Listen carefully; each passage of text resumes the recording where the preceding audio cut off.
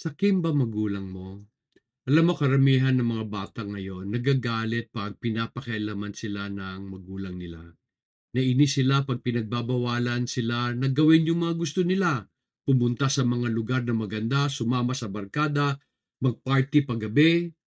They would even say that their parents are robbing them of their freedom. May nagsabi pa sa akin noon na before he will follow his parents should first show him that they know what they're doing and that they are responsible people. Sabi ko, ha? Ano ka mo? Alam mo, I have seen this attitude during my time.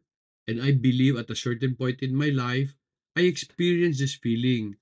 However, I have not seen this level of arrogance until now. Most children today see their parents as selfish and self-centered. Kasi ang gusto lang daw nila, masunod yung gusto nila without considering yung gusto ng mga anak nila.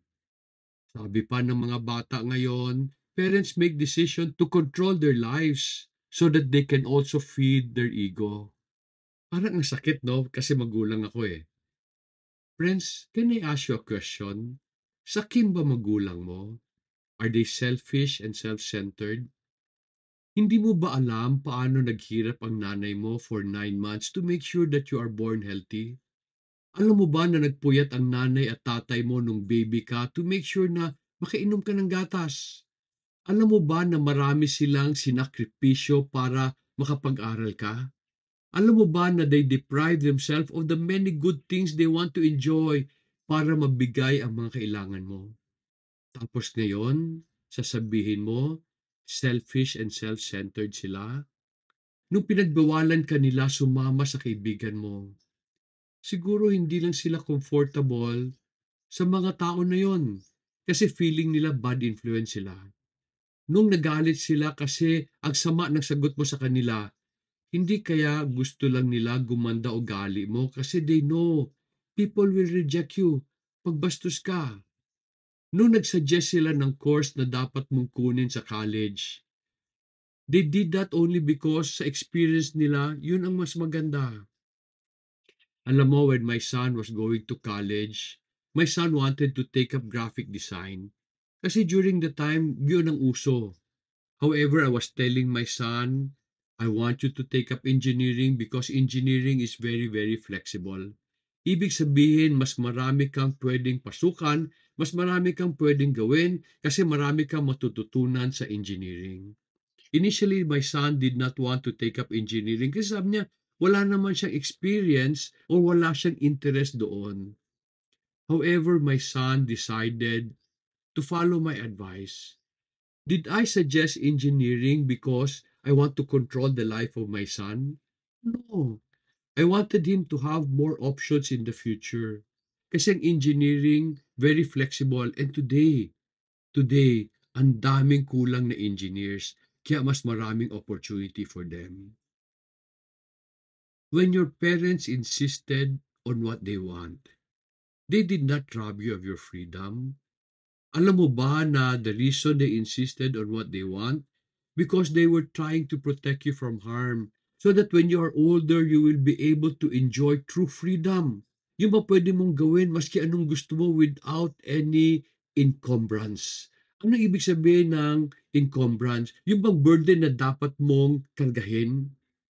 Kung hindi ka nag-aral mabuti, alam mo ba na magiging limited ang opportunities mo in the future? 'Pag maaga ka mabuntis or makabuntis, kailangan mo i-give up pangarap mo para alagaan ang magiging pamilya mo. 'Pag inuna mo barkada mo and hindi ka nakapagtapos, alam naman nila na hindi ka papakainin ng mga taong yun 'pag naghirap ka. Totoo, your parents do not understand your generation and their needs. However, they have wisdom and they know better because they have gone through so much pain to build up their experience. Friends, ang desire ng isang magulang is to provide a good future for their children and to protect them from anything na ikasasama nila. Hindi sakim ang magulang mo.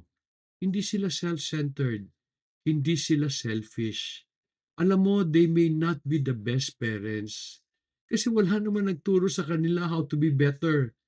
Kami mga magulang, we did not go to a school to teach us how to take care of our children. And many of us have rough character kasi we also need to learn.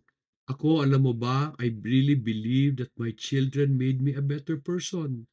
Along the way, nasaktan ko sila kasi marami akong maling nagawa. However, I never did anything to rob them of their freedom. Instead, I was trying to protect their future.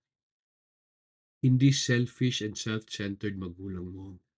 Gusto lang nila to make sure that you will live a good life.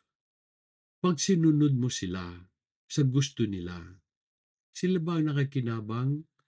Di ba every time ka nagkakamali and umuwi ka, di ba tinatanggap ka nila? Di ba pag nagsistruggle ka and sumigaw ka, nanay, tatay, di ba andun sila para tumulong sa'yo? I made this video because I want children to start appreciating their parents. I want you to have a good relationship with them. Kasi ikaw din magiging magulang. Mararanasan mo rin ang mga naranasan nila. Matatakot ka rin para sa future ng mga anak mo. I hope that you would go to your parents and start seeing them in a better light. Huwag nagalit sila kasi natakot sila na masaktan ka.